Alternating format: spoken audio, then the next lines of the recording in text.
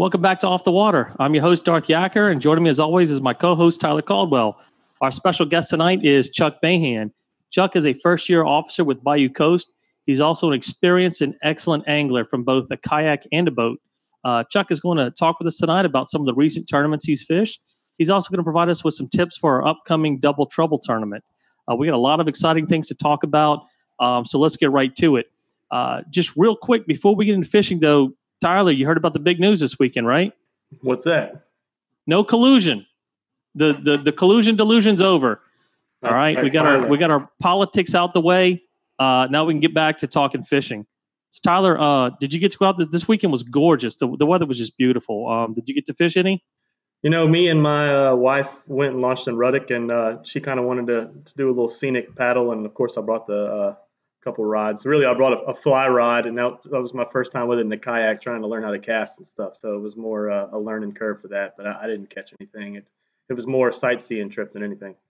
Looked like you got a little sun at least. I did get burned. I should have put on sunscreen. You should see my legs. That's okay. Well, that for another day. I actually got to fish the Lafayette Club's Marsh Madness tournament this weekend down in Cocodrie. We talked with Justin Aber about that tournament last week. I think they had about 59 people sign up for that tournament. It was a really good turnout. It was a tough day, though. I mean, the weather was beautiful. The problem was, at least the areas I was fishing, the water was really dirty. There was no tide movement, and I really didn't see a whole lot of fish tailing or anything like that. I did see a couple. I did manage to catch two bulls. They were about, I think, 30 and 31 inches. I know I gave you a couple pictures of that, Tyler, and I did catch a trout as well, but nothing what I needed. Really had to get 2 slot redfish was the goal for this tournament, and just couldn't seem to put it together. I did have a good bag of baits though. I had some matrix. I had some overcast lures. I had a topwater lure, a gulp. Actually, I caught all of my fish on the Terry Pham special, if you'll believe it. I had a 4 horseman cork, and that yellow curly tail gulp bait. And that's all I could seem to catch them on. I am happy to report, though, that I am not in last place for the Jort Challenge. From last week, we had Justin Aber on. He gave us the history of the Jort Challenge. And then, Tyler, you were kind enough to prod me to sign up for that. So I really appreciate that. As it turns out, though, many of the Lafayette Club members who are also involved in the Jort Challenge didn't weigh in any fish. So that was a bright spot for me. At least if I wasn't going to catch any fish, I'm glad they didn't catch any fish. So now we're all kind of tied for last place there. On a happier note, some people did weigh in some fish from the tournament. A couple of the guys had some really nice slot reds. Just real quick to announce the winners from this past week. Ricky Smith finished in 5th place at 8.96 pounds. Cody Guidry finished in 4th. Cody, local guy, 9.28 pounds. Donnie Burton, 2 reds, 9.53 pounds. Jeff Robinson, 11.04 pounds. And Brandon Thibodeau, 13.04 pounds. Tyler, I think we got a shot of Brandon. He had a couple of nice fish. But you see the fish out there, those slots, these weren't your typical 25, 26, 27-inch redfish. 9 pounds for 2 reds. You're averaging close to 4.5 pounds. I know we get some real studs down here in Reggio and Delacroix and some other places. But Jeff Robinson won the Trout Calcutta for the big trout. I think it was a little under 2 pounds. There was also a leopard red category. Honestly, I'm not even going to announce the names because second place had 3 spots and first place had 5. Redfish are born with 2 spots, right? I mean, you get a default of 2 spots for a redfish. So if you're coming in and you got a leopard red with 3 spots, I mean, I don't know what to say. The fish down there just don't have any spots. I've never seen something like that. It was interesting, though, with Brandon Thibodeau ended up winning and taking first place. He actually had 1 fish the whole day, 1 keeper. He caught his last fish that put him over 15 minutes before weigh-in time right there by the weigh-in area by Coco Marina. So, it goes to show you, you can fish all day. You get back in, if you keep pumping it out and grinding it out, hopefully something good will happen to you and you'll weigh in that fish. Chuck, I know you were down there this weekend, weren't you? Yeah. Yeah. Tell us about your experience out there and what you saw. I know you actually got to pre-fish it too. Yeah, I pre-fished on Friday, and I actually found some decent water. Like I could actually see redfish. The problem was where I located fish. It was mostly bull reds, and I did find some slots mixed in with them, but it wasn't a lot enough to really get me excited. But I also didn't want to fish anywhere where there was really dirty water. I just cannot stand blind casting all day. So, but So did you end up catching any slots? yeah, I had 2 slots. I think I had just under 8 pounds. Okay. And, I got real unlucky though. I had 2 reds that were cruising. Their backs were out the water on an oyster reef, and one was a bull, and the other one looked like a really good slot.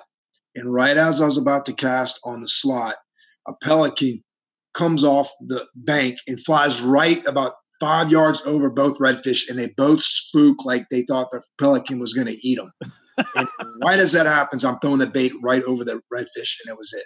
Oh, geez. And yeah. Like 5 minutes later, another redfish was doing the same thing, and I hooked him. And right as I'm about to land him with the net, he flips and comes off the hook and literally was stuck on the oysters. And I was trying to get him with the net, and the net got stuck, and then he eventually swam off.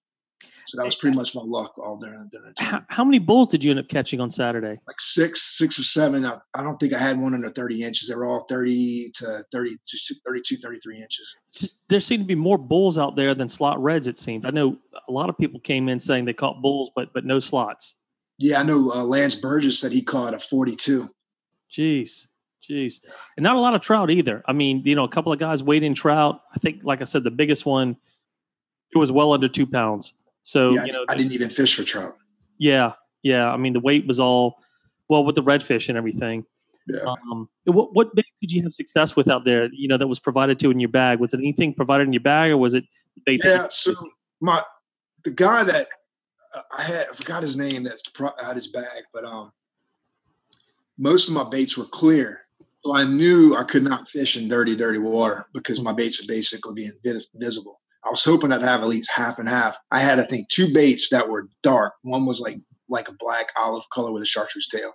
That's the one I put on a 1/8 ounce jig head. I fished with that one exclusively. I don't think I fished with another bait, and I caught all my fish on that one bait. Okay. Luckily the jig head held up. Yeah, that's good. Now I know we have a big Francis Tran fan club out there, and everyone's wondering how the Tran man did. Well, I'm sorry to report that Francis did not finish in the money. He finished just outside the money in 6th place or something. So still a good showing for Francis. A lot of good anglers fishing out there this weekend. Some just really tough conditions. But still, if you're able to catch a couple of fish, at least, you're finishing the Angler of the Year points and getting some points there if you're able to at least catch 1 slot red. Yeah. So look, last week we talked a little bit about that Apple Watch, and I actually had 2 guys come up to me this weekend and told me that after I had mentioned the walkie-talkie app on there, they went out and bought the watch just to use that app for fishing. That's a real handy app, but there's so much more you can do with that watch. If you're like me and you're out kayak fishing, you don't want to handle your cell phone a lot while you're out fishing. Just, accidents happen, flip out your hand, fall through your drive, fall off the water. I know last year at the championship, one of the guys on Win actually donated his phone to Davy Jones' locker. So it went to the drink, and I think he actually ended up winning something or maybe placing to kind of even out his losses for the day. But the great thing with the Apple Watch, you can keep your phone nice and secure, and you can do all kinds of things with it aside from using a walkie-talkie. You can actually get phone calls on your watch. You can answer them. Sometimes the wife calls you, things are going wrong in the house. You don't have to pull up the phone. You can just answer the phone, talk to them, and hang up. If you listen through music through a portable speaker on your kayak, I do that a lot, especially when I'm paddling long distances, or it's 10 o'clock in the morning. I haven't caught a fish all day. I'll start listening to some music. You can control your music with your Apple Watch. You can sort through the music. You can sort through the songs. You can adjust the volume. Another thing is, we use text messages sometimes when we're fishing. You don't want to walkie-talkie somebody. You don't want to talk to them, but you want to text them. You can actually text to your friends, to your groups, and you can actually use your voice to type up those messages. Now, you may not get perfect English in some of those messages, as Tyler knows from getting some from me. But once you start being able to figure out translating those broken messages, you'll start figuring it out. Speaking of extras, I was on my way from Shreveport for work on Friday. I was driving down to Cocodrie, and I needed to pick up my some baits for and some gear for the tournament. And I went by Pack and Paddle. And Chuck, I'm sure you've been to Pack and Paddle before. Yeah. Yeah, and Tyler, I know you have. Every time you walk in there, it's got that lodge kind of feeling. A lot of good people over there. Scott Bienvenu was actually there. He was back. He had surgery recently. He was back at work. And Scott, we wish you a speedy recovery. So I was looking for some baits to add to my bag this weekend, and he said, "Man, with that dirty water, a spinner blade might be helpful." So I actually went with the Ginger Avenger inline spinner blade, and I did see a lot of those lures in the bags over there. One of the things I really wanted though was a rod holder, and the problem with the new Outback, and I love everything about the Outback, but the rod holders. And I don't know if y'all have the problems I know Tyler, you're a native, and Chuck, you're in a Jackson. But for the Outback, the rod holders are way in front of the seat. So if you're going to put the rod away, like say when you catch a fish, or if you're changing, baits or hooks or something, you got to lean way over and get out your seat to put the rod down. And then the holder itself is not very deep. So Scott actually showed me this new rod holder. It was from Yak Attack, and I think Tyler, we've got a picture of it over there. So it's designed to fit on a sliding track, and it can hold both a bait caster and a spinning reel, and you can actually lock them in place. So I put it on. It only took about 30 seconds to put it onto the sliding track with the base that comes with it. And let me tell you, this just made everything so much easier for me that day. When you catch a fish and you're fumbling around, and you got, especially if you got treble hooks or something like that, and you're looking to put your rod away, if you've got to get out of your chair and stick it way over, to put your rod down, then handle the fish, that's a problem. This was just so easy. I could stick the rod in the holder and have access to everything right there without having to move very far. I have a few of those rod holders, and I think that, there's so many rod holders been on the market, and you think that somebody that tries to reinvent the wheel wouldn't, to me, it's such an impressive design, especially the lock and load base for the track, because you have like the ram ball mounts and stuff that, well, a lot of the track mount rod holders will want to lean over or unscrew, say if you're trolling, and the way this one's designed is really no way that it can rotate once you secure it down. It's a really neat design. Yeah, and one of the things I get nervous about, I like to troll a lot when I'm fishing, and if you put that rod in that rod holder that comes in the kayak without anything extra in there, you're going to lose it trolling. You're going to hit a big red, and he's going to pull it straight out the back of the kayak. So you definitely need something in there. This thing's designed, it's very stable. It's a lot deeper than the rod holders built in your kayak. Like I said, you can secure it down if you've got a spinning reel. It also fits the bait casters. You can adjust it outward. It's got two adjustables knobs on it. So I don't think it was very expensive, but it's an accessory that you're going to use every time you go fishing. And at least for the new Outbacks, definitely worth having, especially, the ease of installation. You don't have to drill any holes or anything like that with the track that's out there right now. In my opinion, it's a must-have really for these kayaks. So, and they have the same lock and load base. They also use it for like fish finder and GPS mounts and stuff too. So they have it for some other accessories. It's I've pretty much converted all my rail mount accessories to that mount now. Yeah, it really is a great mount. And that's a thing about going to places like Pack and Paddle and places like Backpacker. A lot of people, it's very convenient for you just to go online and do shopping and stuff. But when you get to go over there and you get to talk to these people, and not only do they sell the product, but they use the product. And, there's a couple things Scott was telling me about when I was buying. I bought a couple things over there. And Scott was telling me, look, this product right here is real nice, but you're going to get the same thing out of this product, and it's $50 cheaper, So if you can have a choice of spending $12 on this or $60 on this, and this does as good of a job, certainly go with the $12 thing. You're really not going to get that shopping online.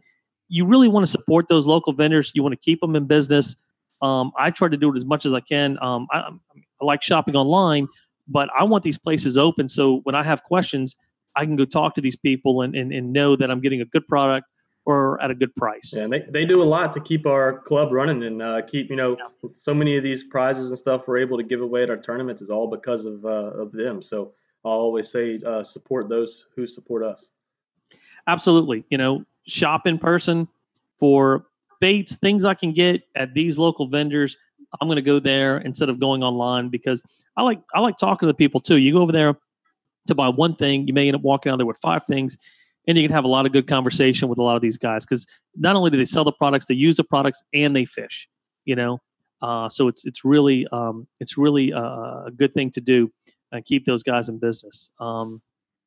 Fishing reports, Chuck. You actually went fishing at a Delacroix on your boat this weekend, didn't you? Yeah, yesterday. Yeah, how'd that go? Yeah, we smoked them.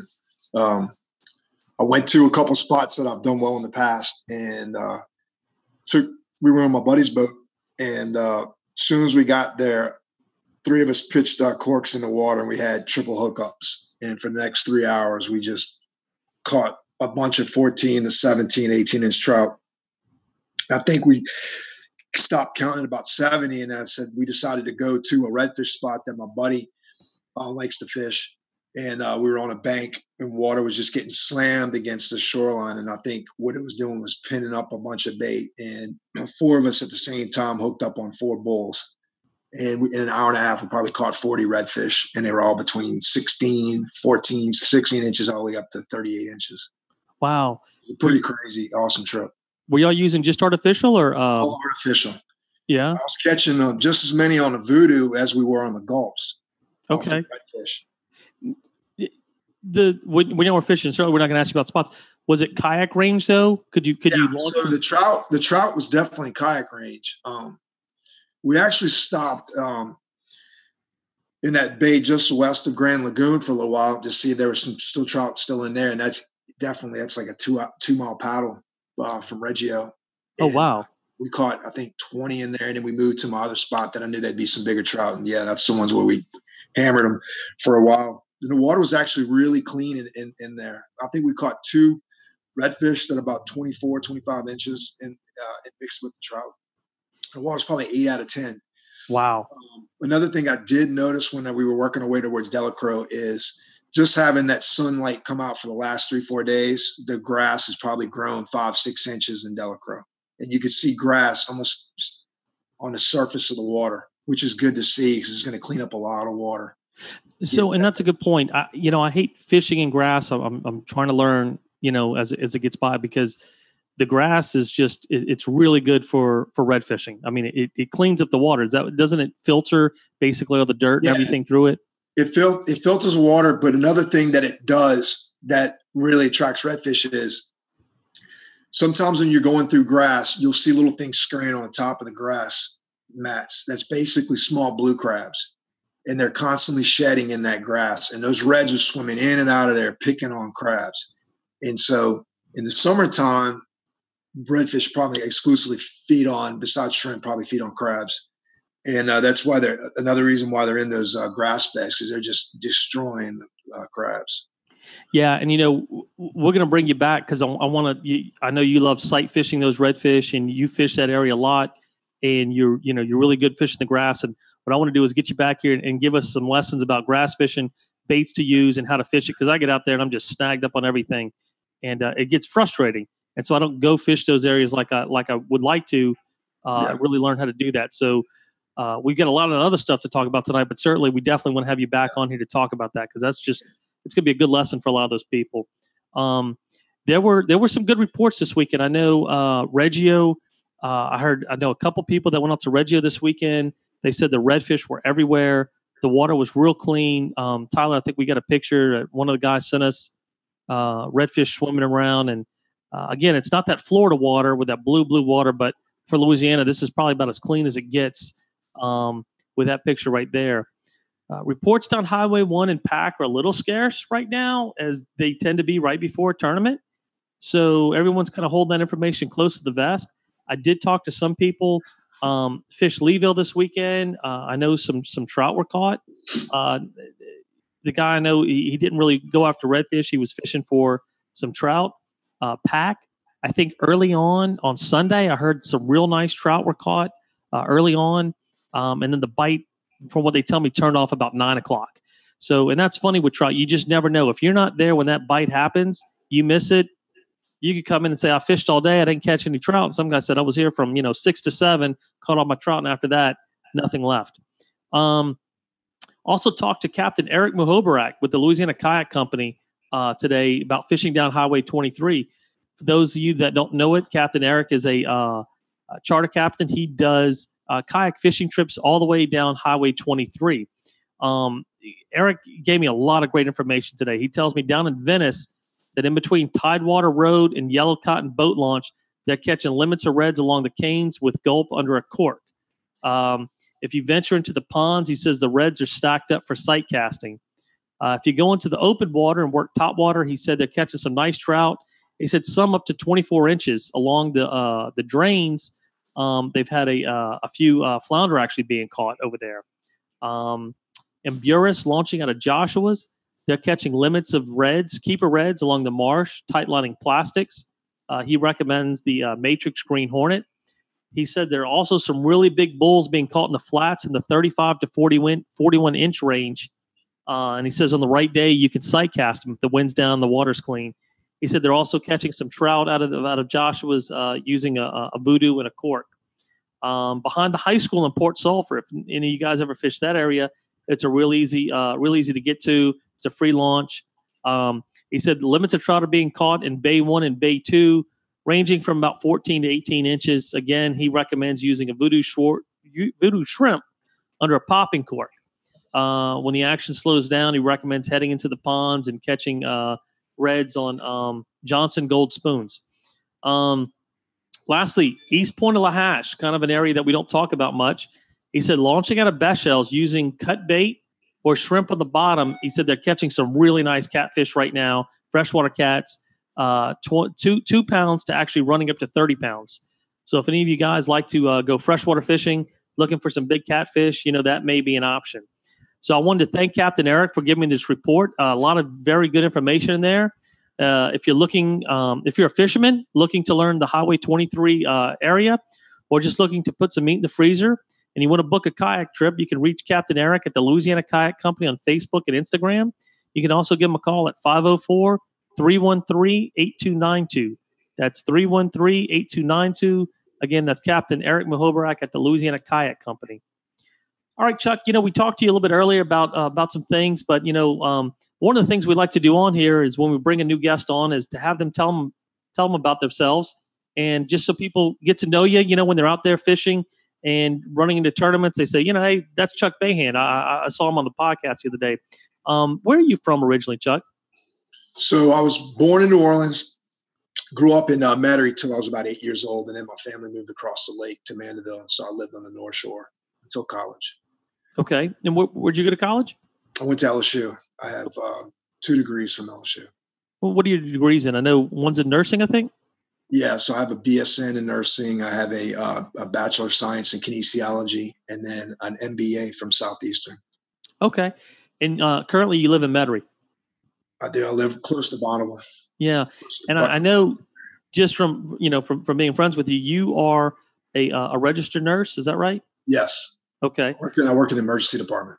Yeah. And that's got to be, I guess, kind of exciting, for lack of a better word. Yeah. Not dull. You see some interesting things.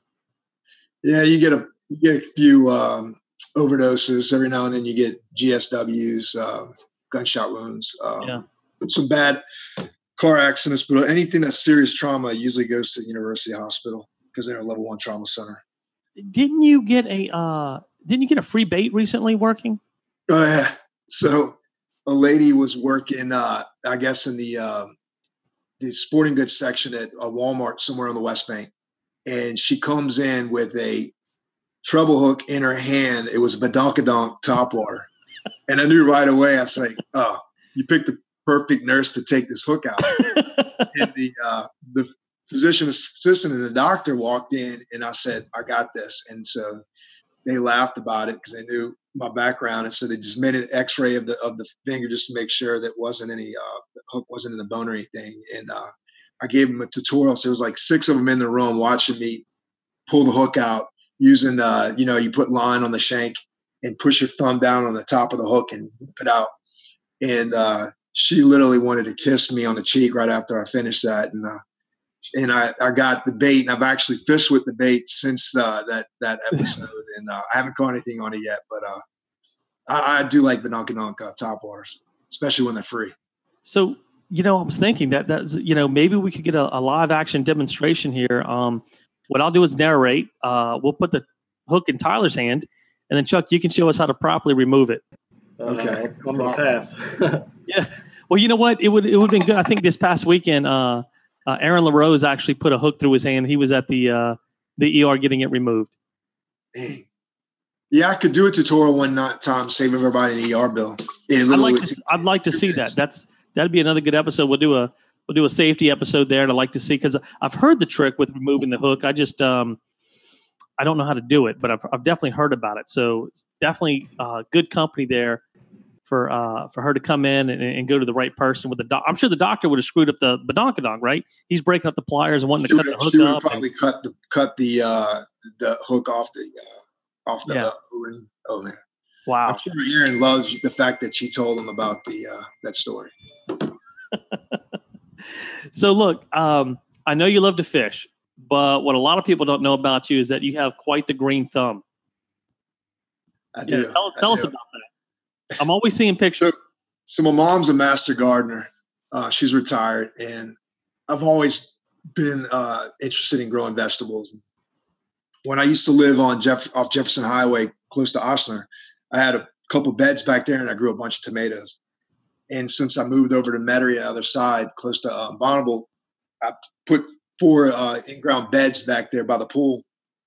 And I literally grow vegetables all year round: tomatoes, onions, garlic, shallots, all kinds of greens. I've got 4 or 5 different peppers I'm growing right now, and a bunch of heirloom tomatoes. And I'm actually, don't laugh at this, I actually, in April 1st, I'm getting a thing in the mail from LSU Ag Extension, and I'm going to apply to get my Master Gardener license. I take some summer classes if I get accepted. We are going to laugh at you for that. So, yeah. But man, that's great. I've seen some of your vegetables. They look really nice. They're certainly, I guess, organic. They're fresh. And I know you like to cook. I know you're always using them to cook with. And I think, didn't we have some mojitos over there at your house one night or something? You were putting some of your vegetables in or something. Yeah, no, it wasn't. I have mint that grows like mint. That's what it was. So yeah, mint, and then That was nice. That was nice. All right, so off the vegetables, back to fishing. What kind of kayak do you have? So I have a Jackson Coosa FD. It's not as fast as a lot of the smaller kayaks Jackson makes, but it's super stable. It's a really good sight casting kayak. And if I get in some rough water, open bays, it handles waves really well. And I've never flipped in that kayak, and it literally would take an act of Congress to actually flip that thing. So it's just a little bit heavier when you're trying to unload it, in and out of the. And it's also a pedal driven kayak, correct? Yes. What's interesting about it though, and I'll have it hopefully the beginning or middle of April, but Jackson's actually coming out with what's called the eDrive, and it actually mounts where your pedal system is, and you just run it to 12-volt battery system, and it'll push it about 4 to 5 knots.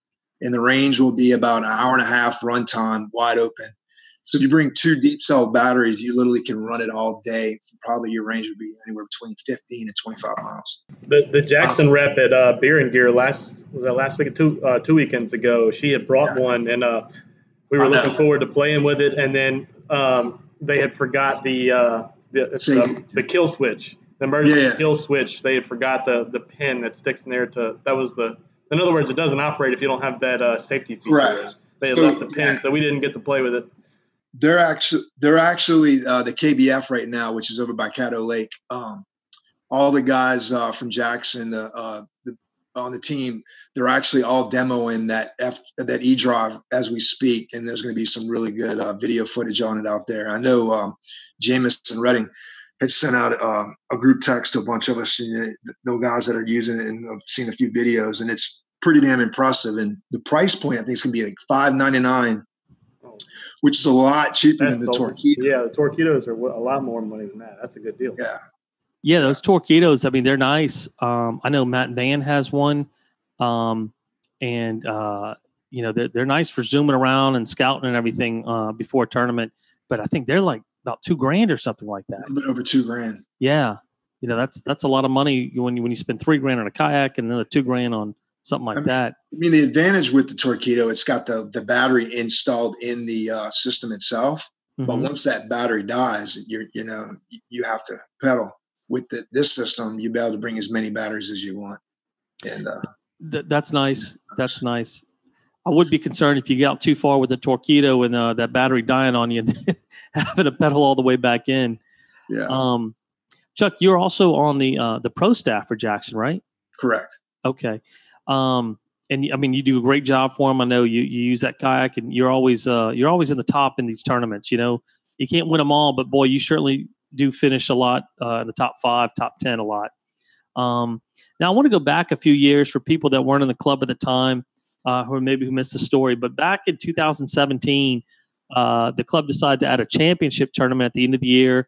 It was kind of a celebration to kind of get everybody who had fished the tournaments and did well or finished in the top 15 to get together, kind of have a little party, pre-fish Friday, do the championship on Saturday. And it's just turned out great. We're going on to our 3rd year of the championship. Also, you know, a lot of the guys couldn't fish every tournament. They'd come in and they were able to qualify for one. They'd never had a chance to win Angler of the Year because we all understand we have families, we have jobs, just a hard thing to do.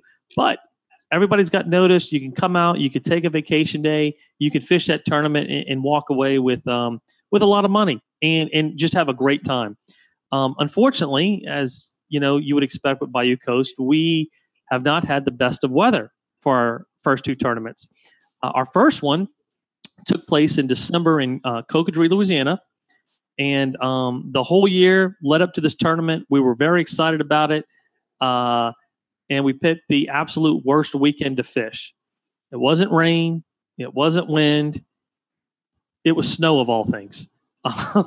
Chuck, tell us what you remember about that tournament. I know Tyler's got some pictures kind of documenting that weekend, but tell me what you remember. I know you actually went out there on that Friday, which was the worst day to go because it was snowing outside that day. That was the day. Correct. It was sleeting. I pulled up down a road, an area that I wanted to try before the launch on the west side. And I remember getting in the water.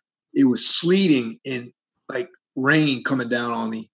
And I didn't have gloves on. And I literally 5 minutes after I left the launch, I was already starting to get hypothermia in my hands and my feet started getting cold. And I'm like telling myself, what the hell are you doing?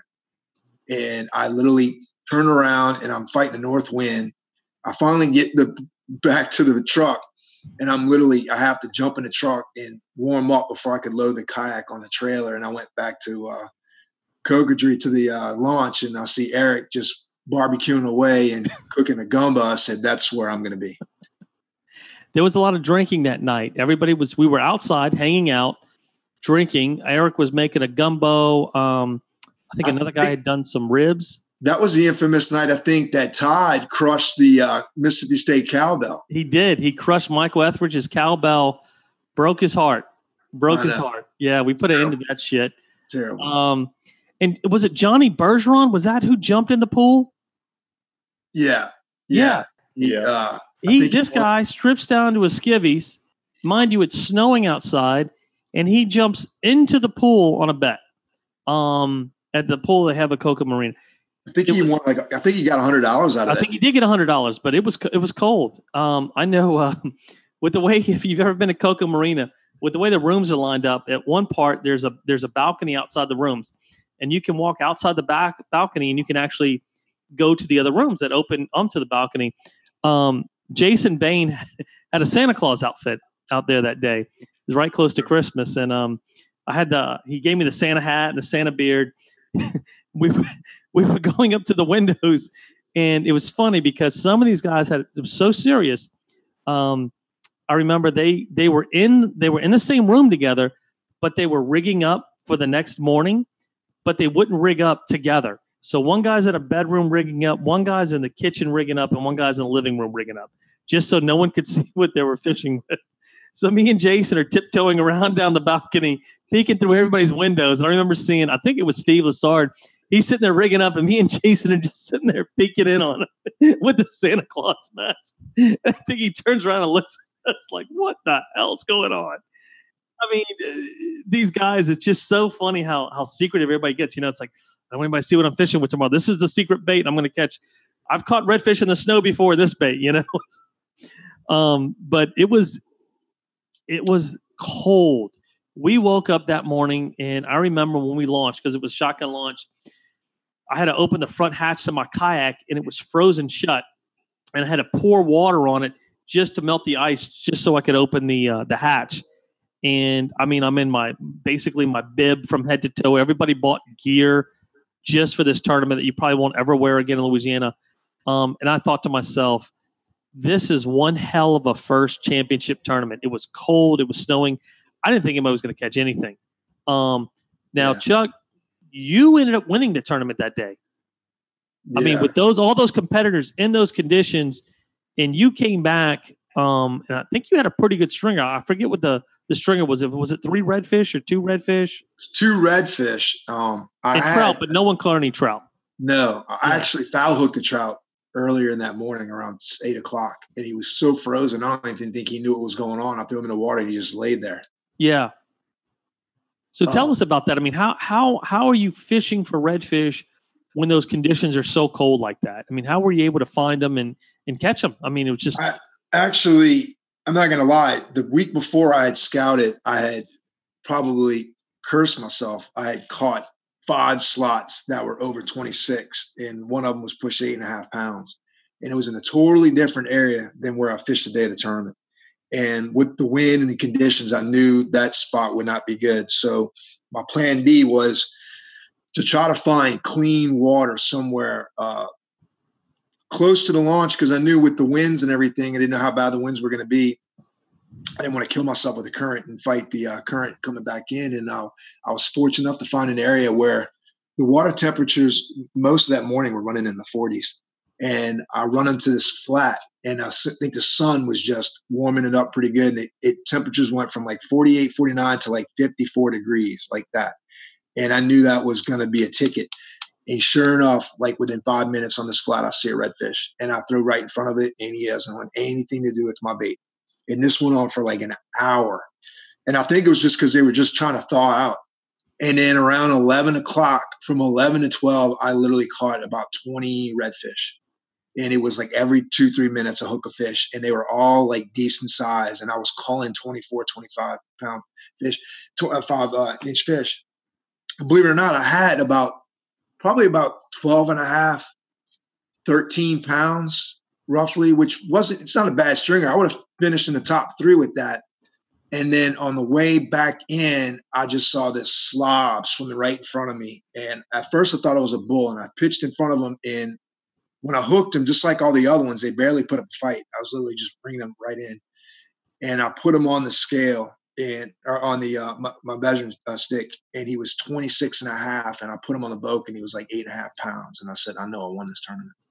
And so when I got back in, Aaron Clay comes up to me and goes, how'd you do? And I said, I just had a little grin. I said, we'll see. And I remember you when you came in, you were telling me you were worried that, I think your big redfish, you were worried he may be over. Yeah, because once they pinched the tail, Yeah, and what happened was when you put that bar across the tail, it's pinching the top and the bottom. What I was doing was I was curling that top of that tail, which is actually not how you measure on the board. And I was actually cutting myself off by about 1/2 inch. And when Todd put it on the board, I think it was just at 26.5. So I had another 1/2 inch of room to spare on that fish. He was a big fish, though. Yeah, I think he was 8'4". What was interesting was both of the fish that I had cleaned. I cleaned that one and the other fish that helped win the tournament. Their bellies were full of those goby looking minnow things, shrimp, crabs. And what I think happened was that hard freeze later in that week had a big fish kill, small fish, and those redfish were just eating all of that dead fish floating on the top of the shorelines, and they were just getting fat. I mean, I literally had 1.5 pounds of fish in that 8.5 pounder. Wow. Yeah, it was incredible. I pulled 5 mullet out of his belly that were over 6 inches. Wow. Yeah, that was I ended up finishing 4th in that tournament. I caught all my fish. I had no bites all day. I caught all my fish a couple hundred yards from the launch, right at the end of the day. And I mean, I was like shocked. I was like, I may have a shot here. I ended up finishing 4th, but you had a hell of a day there. I mean, you had plenty of fish caught. Tyler, we got, that was you're the first one to win the belt. I mean, you're going to go down in the annals of Bayou Coast history as the first guy to win the belt. And I think, Tyler, we've got a real good picture of that, don't we? Yeah, I have it up. Yeah. And I tell you, Chuck, that's a great picture of you. You holding up that. When I see that, it reminds me of Rocky. When Rocky's got the belt and he finally wins it and he's holding it up, a long, hard fight all day. You're fighting the elements, you're fighting the fish, you're fighting everything. You got the belt, and, it couldn't have gone to a better guy to win it that year. And when Steve won it this past year, he won the championship. You were so gracious. You came up, you handed the belt off to him. You started a little tradition there. I hope it continues. I'm sure Steve's a great guy. I'm sure he'll congratulate whoever wins it next year. Yeah. My daughter's been asking me when the belt's coming home. I actually had it when I had it made. I brought it to the house, and she loved it. And I said, well, baby, I don't know. It's funny. What's funny about that belt, though, is I had all these intentions to actually wear the belt for some of these tournaments, and you kept on giving me a hard time. I literally forgot it in my closet every tournament. Guys would be like, "Where's the belt?" And I'm like, "It's at home."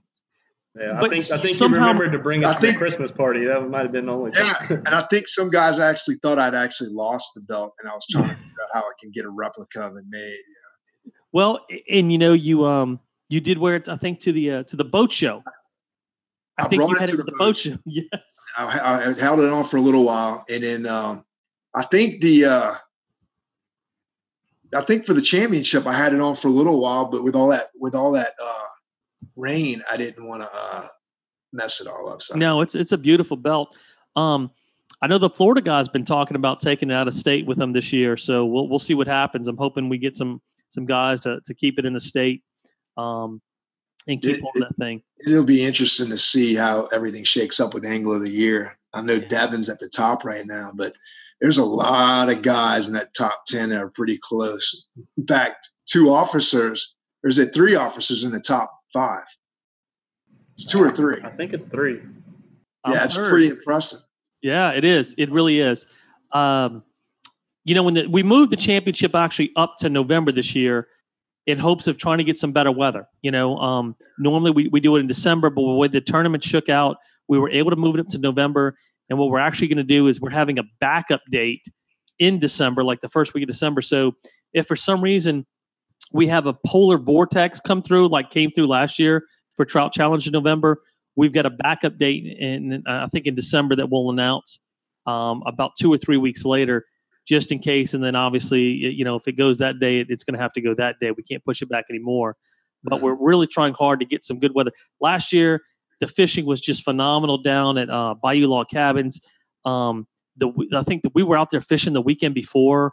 There was about 4 or 5 of us out there scouting. We were catching redfish. We were catching trout. We were throwing topwaters, corkies, miradines. They were destroying everything. And tournament day, of course, it comes in. We had a bad forecast coming in. It was looking like 20, 30 knot, about 30 knot winds. We actually called it early and said everybody had to be weigh in for noon. There were some complaints, and I understand there were some complaints, but we were looking out for the fishermen. Everybody left, and Tyler and I were still there. And when that storm came through, which would have been the regular weigh-in time, there would have been no way we could have had a weigh-in at that point. We had 30 knot winds, sheets of rain coming down. It got bad for about an hour while we were packing up everything. But I'm glad everybody got in. It was a good time. We had a great time out there that Thursday night, Friday night. I think we had a gumbo. Some of the guys had some Vietnamese egg rolls. So we had a lot of fun out there. So Chuck, let's fast forward. You fished PAC a few weeks ago, and that's one of the things we want to talk about today. Right. The Double Trouble tournament is going to be held at Point of Shin, although people are going to be able to fish Lafourche and Terrebonne, so Leeville, Golden Medal, Basons, PAC, Cocodrie, Dulac, and everything. But you fished the Bayou Classic a couple weeks ago, and you took both first place and big fish. And this was a redfish tournament, right? Correct. And, tell us about your day. It was actually a slam. It was a slam. Yeah. Redfish, trout, and flounder? Two trout, 2 redfish, and then a flounder as your kicker. And, I ended up just getting 2 reds and 2 trout. But there was only a handful of guys that actually caught 2 trout with their 2 reds. The conditions were tough that day. I actually decided that Friday night to actually come in and fish the tournament. It was like last minute. And get down there early on Saturday. Lisa and Eddie are such good people. And I didn't really realize it at the time. But when I actually put in to go across to start, I had about a 3.5-4 mile paddle. Francis had left before me. And Lisa and them actually shut down the marina for anybody not fishing the tournament because that current rolls through there at PAC. It was literally running about 3 knots from the north to south, and I had to paddle against it. It took me almost 45 minutes to get from the launch to where those skimming nets are just north of the launch, which is incredible that it was bad. And it was raining on top of it. So that was miserable. That first hour and a half, I was soaking wet. And then as that rain started to slack, I remember seeing Matt Carr, and he was literally pitched down with his head down, like he was just huddled up, looking down, blocking the rain, like he was a homeless person in a boat. And, we ended up splitting ways, and water was dirty everywhere for the most part, which is uncommon for Pointe-aux-Chenes because a lot of times you can find some really clean water. And, man, once that wind started to lie down, it was like a dinner bell. And I just saw a ton of fish with their backs out of the water on flats. And I found this area that had about 300 yards of fishable shoreline. And literally, if you look down the shoreline, you'd see a redfish every 15, 20 yards, busting bait up against the shoreline. And I literally was picking and choosing which ones I wanted to throw to. Mm-hmm. And in less than 30 minutes, I caught over 14 pounds of 2 redfish. Wow. And I literally stopped and then got bored trying to catch trout. So I went back and caught a few more reds just for the fun of it. And then on the way in, I actually got lucky drifting across a small little bay and pocket unprotected and caught 2 trout and hauled ass back in. And I made the weigh-in by like 20 minutes. And if I wouldn't have had those 2 trout, I wouldn't have actually placed it. I would have placed 3rd because 2 trout with your 2 reds actually placed you higher than if you had 2 bigger reds and only 1 trout.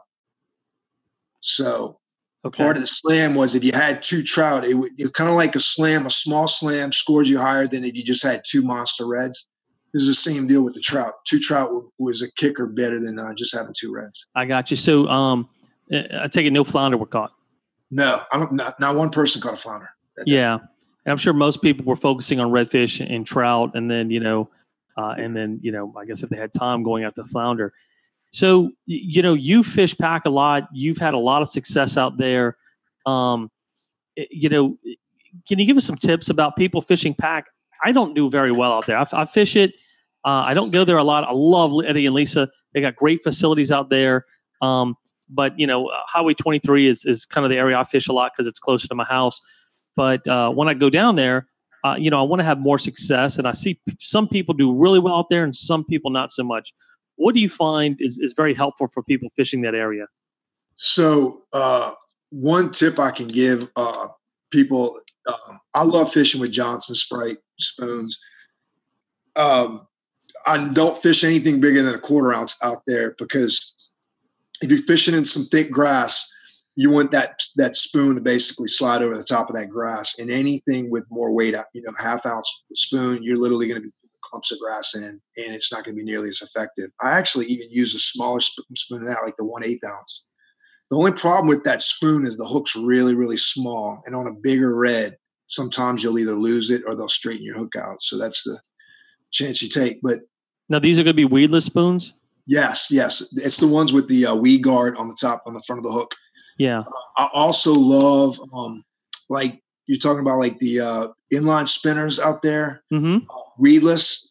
I usually fish the ones without like the like owner hooks or on the back side, but I like 5/0 or better, because the smaller size hooks, they kind of hide in the bait, and then when that fish hits on that bait, they don't really that hook doesn't get to stick out as much, and you have a less of a strike zone as far as that hook setting in his mouth. So I usually don't fish with any smaller than 4 or 5/0 hooks, and inline spinners, chatterbaits. I love flukes out there. I like a weightless fluke on days where they're really in thick grass, and sometimes I'll just be laying in a pocket. I'll throw that fluke, and it'll just slowly sweep down in front of floater right in front of them, and 9 times out of 10 they crush it. And that's been a really effective bait for me. A lot of guys don't even think about fishing with baits like that. A fluke is one of my favorite freshwater bass fishing lures, and I rarely throw it saltwater, and I don't know why. Yeah, the advantages you have with it is it's without any weight. It's a slow suspending bait, so it's not going to just drop in front of the red to the bottom, and he's like, "Where did it go?" It literally will float kind of slow right in front of him. Another thing I've done I made it up one tournament. I actually had it in my kayak. I actually took a piece of styrofoam and I stuck it in the belly of a fluke, right where the hook was, and I actually made the fluke almost like a topwater. And I would drag it over thick grass, and I was working it like you would a frog. And I had a really good success one trip with that for redfish. And I actually haven't fished with that much, but I know on certain days when the grass gets real thick, that would be a really good improvisation with your baits. Now, can you tell me, are you fishing ponds out there, or is it more like the shorelines of open bodies? It depends. This tournament, I fished a small, like a bay. On the protected side is where I found a lot of the good reds. Some of the I have some ponds that I like to fish, and they're either in there or they're not in there. But it just depends on the water clarity and the size of the fish. I don't like to go blind when I go fishing there. I like to at least fish one day in there just so I know what kind of fish or certain ponds. But the water's usually always clear out there, so I rarely use baits that are dark. I usually use clear, natural-looking baits, chartreuse a lot. Like a pearl color is like a popular color I like to use. Yeah. But that day of that tournament, I actually fished with a penny color gulp on a 1/8 ounce hook, jig head. And the reason why I use such a small jig head, those redfish were literally in 3 inches of water, and anything heavier than that, you were just dragging on oysters and you were getting snagged. So I needed something that would kind of float over those oysters as I was reeling it in. And that was an effective bait because the water was so dirty. I mean, you literally had to put the bait right in front of them to eat it because, like I said, the visibility is probably like a 3 out of 10. Mm-hmm. It makes fishing tougher. But the reds were still, they were feeding like crazy. And it's interesting. I know you noticed, you said this in Cocodrie. There was a bunch of small shrimp in the marsh and Pointe-a-Chan. And I'd notice on certain flats, you'll see shrimp popping out the water in a line. And whenever you see that, stop and throw right in front of where the shrimp are popping, because I guarantee you it's a decent redfish that's just cruising along a flat looking for fish. And usually they don't see them feeding a lot on those little tiny shrimp. They're really looking for cockahos and crabs. But I did actually see a few crabs swimming in some of the on some of the flats. So I know it's going to start getting to that time where they can start gouging on crabs. I tell you, nothing gets me more excited when you're out fishing and you start seeing those shrimp popping, across the top of the water. And usually, I see it a lot with trout, especially when it's off the bank a little bit and you start seeing them, flip. And man, you throw right over there. And as soon as you do, bam, if you're fishing with a cork, that cork's going under, or whatever you're fishing with that day. That's real exciting when you're seeing that those bait fish coming right up against the bank, and being scattered right up against the bank and into the grass. You don't see that a whole lot when you're fishing out of a boat, but boy, out of a kayak and you're slipping up on an area. And you're thinking, there's something there. What is it? Is it a redfish? Is it a trout? Is it a flounder? You just never know what it is. The redfish out there, when you're normally fishing, we're coming up on April here. The tournament will be April 6th. The redfish, you think at that point they're going to be, shallower water, 1 to 2 foot, skinnier water than that? Yeah, the Point of Shin's always been really good. It's a really good area to fish in the spring, winter and spring, before that algae takes over. You remember that trip you and I went out there in my boat? Yeah. And how bad the algae was. The water gets so hot and it just pulls all that oxygen out of the water, and those redfish they just do not want to be in there. And it's just miserable fishing. You can literally find really clean water, and then the reds are just not active just because they're getting out of Dodge because there's no oxygen. There's no oxygen in the water. Mm-hmm. And so right now that grass is going to be growing a lot we've had sunlight for the last 3-4 days. That grass is probably going to double and triple in size in the next 2 weeks. And believe it or not, there's certain grass that I look for out there that I like to fish. It's easier to fish in. You'll see hydrilla, like that coontail kind of grass. That one, it's really hard to fish in that grass. If you can find widgeon grass to me is a lot easier to fish in, and it still cleans the water up really well. And I always usually find really good redfish in widgeon grass. And I think I talked to somebody the other day where when I found some really good reds, I always find 3 or 4 stingrays swimming all around through them.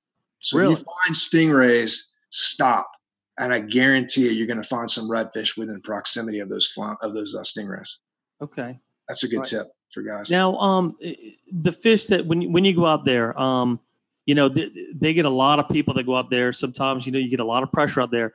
Do you tend to go a couple miles from the launch, you think, or can you find fish, a mile or so from the launch? You can find fish closer to the marina, and you might find a good fish, but consistently you're going to have to paddle. I mean, I know for that tournament, that PAC tournament a couple weeks ago, I know I probably did about 13 miles easy. Yeah. And you got to get away from all the traffic, and because those fish have so much pressure from everybody in kayaks, within 2 miles, 3 miles radius, Yeah. So I like to find kind of like virgin water that's not as much pressure, and a lot of times those redfish, it's a lot easier to catch them when they're not getting pounded on all the time. Mm-hmm. It's one of those things where it's something I've seen a lot. People are going out, they're fishing, and they're fishing a lot. They're coming in with their limit of redfish, and that's all well and dandy. You go out there, you have a good day, you catch a limit, that's fine. But I see some people coming in and they're fishing 3 or 4 times a week, and they're bringing in redfish, limits of redfish. I'm thinking to myself, you caught 20 redfish this week. What could you possibly do with 20 redfish in one week? If I go out and I'm red fishing, I may have a good day. I may keep a limit. Most of the time, I'm probably keeping 1 or 2, just for that trip. Same thing with trout. You may have a good day and everything. 25 trout, that's a lot of trout. You fill up your freezer. You don't need to keep your limit. Just because you can doesn't mean you should. Think about the areas you're fishing. Think about the future. Think about. I can't fault guys that go out there and catch a limit. There's a lot of guys that are fortunate enough if they can find limits, but some guys just don't get to fish that often. And right. I do not knock someone like that gets limits. A lot of times when I go out there, I don't even bring in an ice chest for fish. I just have a little cooler for my drinks, and everything's catch and release. And what's great about that, at the end of the day, I don't have to clean any fish. Right. Charles Miller, Chuck, really good guy. Snake Doc, I think is his forum name. He's a class example. This guy goes out, and he goes out for the pleasure. And look, he fly fishes. He'll bring a spinning reel. But Chuck will say, look, I caught, 7 or 8 redfish a day, but he'll only bring home 1, 1 for dinner, 2 for dinner, and then that's it.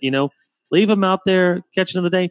Kalen's another good example. When you go out there, you'll see him. He does his best, even during tournaments.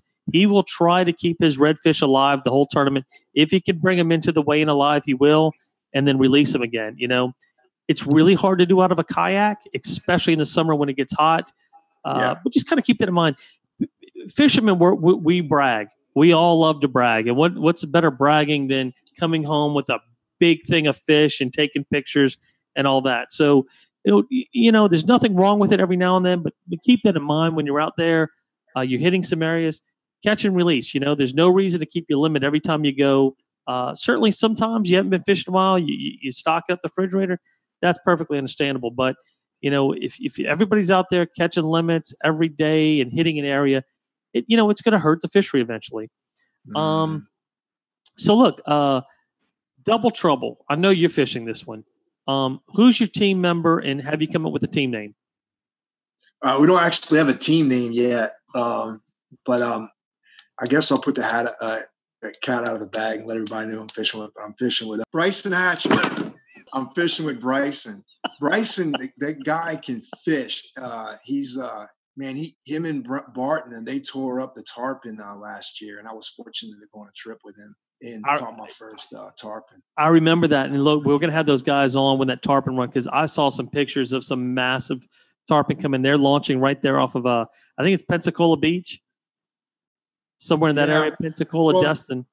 Navarre. The run really starts around Navarre's where you see us go, and then you'll start seeing them catching them in Perdido. And I know Matt and Brandon, they love fishing out of Perdido.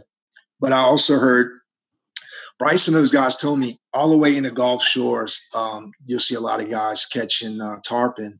The only difference is the water doesn't get as clean the further west you go, but there's still thick as thieves in there when they're rolling.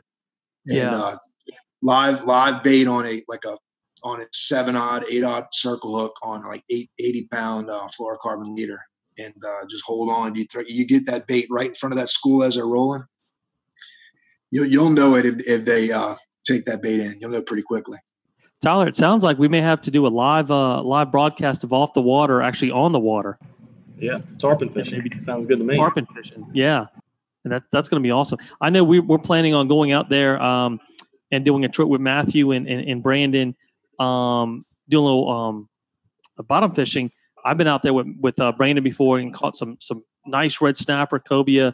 We're going to have a whole separate show on that. I'm excited. That's a show I'm looking forward to, because those guys go out, off the beach in a kayak and catch red snapper, cobia, sailfish, mahi, tarpon. It's incredible what they can do, going 2 or 3 miles off the beach there. So speaking of Double Trouble, you're fishing. Well, we've clarified it now. You fishing with Bryson, not Owen. Have y'all decided where y'all going to fish yet? No, and he's in college, so he's not going to be able to pre-fish at all. So it's pretty much on my shoulders on like where we're going to go. Yeah. I know if I find the fish, he's not going to have a problem catching them. It's just finding the right fish. So I kind of have a game plan on what we're going to do, but I'm going to have to put a few. I got to put at least 2 or 3 days of scouting in before I can really feel comfortable about. Would you feel comfortable sharing your game plan with us tonight? No, absolutely not. No, it's somewhere in the water. Somewhere in the water. I'll probably. This is the most info I can give you. I'll probably be somewhere down Highway 1. Okay, so Lafourche. Yeah, probably be in Lafourche. Okay, most likely. I haven't decided 100% yet, but that's what I'm starting to lean toward. Yeah. So. I'm trying to go Wednesday, so we'll see what happens Wednesday. So look, I know we're running out of time. Go ahead, Chuck. No, I was going to ask you, tell us your partner and your team name. Yeah, Scott Myers.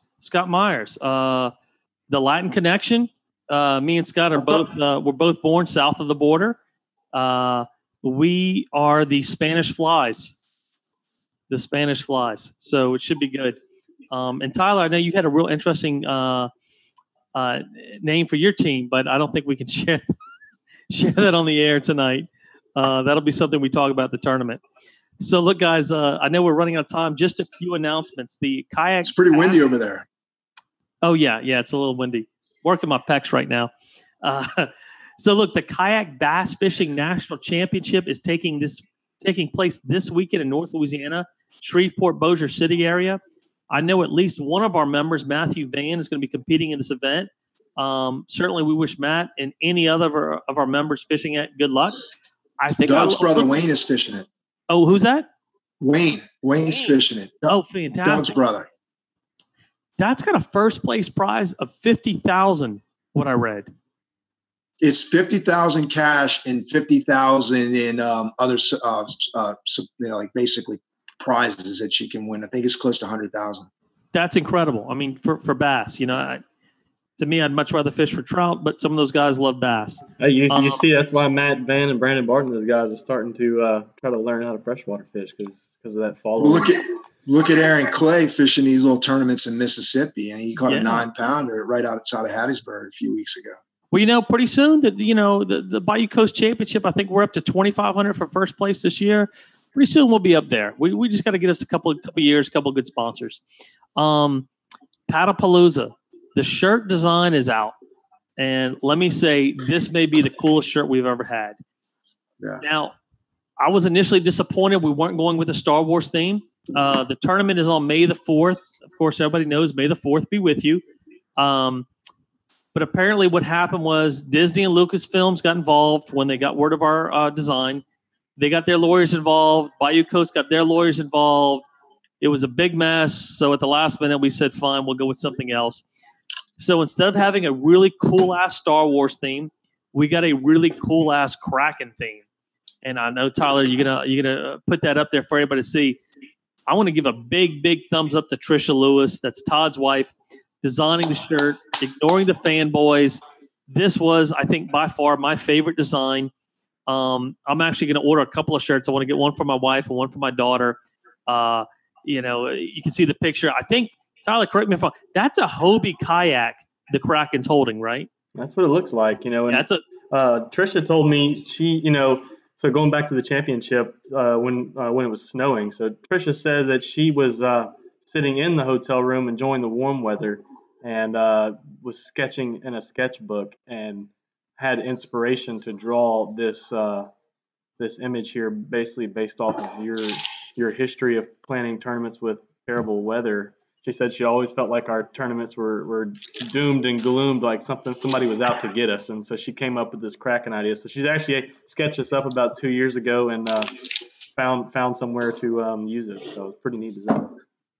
It's an awesome design. I mean, kudos to her. That this is probably my favorite shirt design. I'm going to get a couple. I'm going to wear it all the time. So Trisha, thanks for doing such a great job for the club again. So registration for Paddlepalooza is going to be opening soon. You'll have plenty of time to sign up. The tournament's not till May 4th, but realistically, we're looking at about 5 weeks away right now. So as soon as Double Trouble's over, everything's going to be focused on Highway 1 and getting ready for that tournament. Obviously, you want to try to get that slam, redfish, trout, flounder, and we're gonna be doing plenty of shows about that coming up here soon. So don't forget to sign up for Double Trouble. Registration's open all of this week and next. I'm hearing a lot of talk about this tournament. Some of the team names I'm seeing are just plain awesome. People are having a lot of fun with this one. Getting excited because it's something different.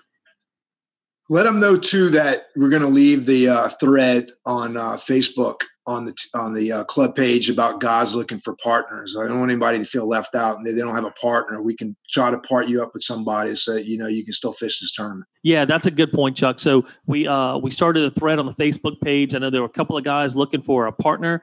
So if you're looking for a partner, feel free to take a look at that link and team up on that. If you can't find a partner, you still want to fish the tournament, you absolutely can. Chances of you winning the partner weigh-in, it's going to be difficult because, the teams can weigh in 2 reds and 10 trout. Individually, you can only weigh in 1 red and 5 trout.